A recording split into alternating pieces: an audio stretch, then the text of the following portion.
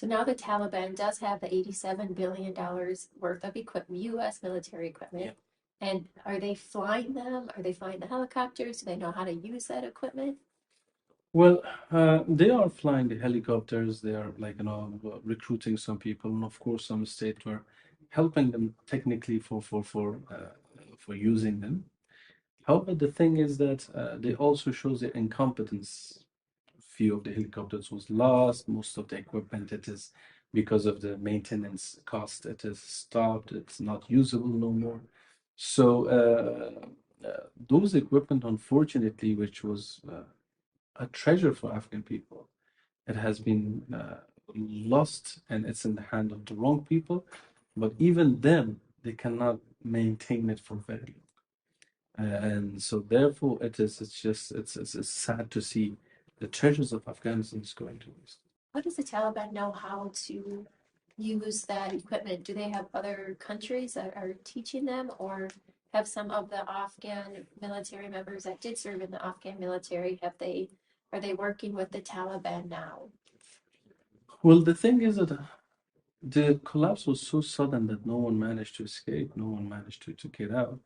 So a lot of personnel, they were stuck in Afghanistan. And at the same time, the biometric system was not being razed or destroyed by the Americans or Afghan government.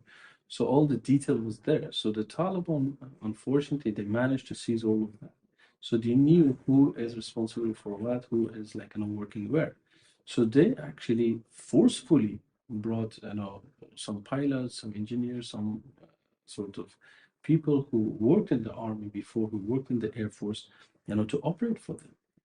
And for example, in the latest event that happened between us, we shot down one of their helicopters.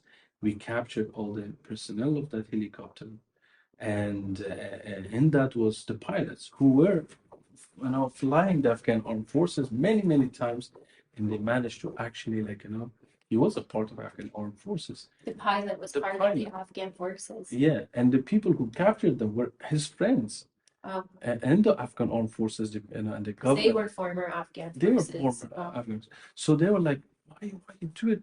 You flew us many, many times to kill those Taliban. Now you're helping them. It's like, what can I do? My family is like basically hostage in the city. If I don't cooperate, they will eliminate me and my family, and my whole family is in danger. So therefore, a lot of the cooperation which is happening, it's out of fear. They have no choice. Out of fear, and that's what's happening. So have former Afghan military members, they are joining the Taliban, but majority it's out of fear because they have no Absolutely. option. Absolutely.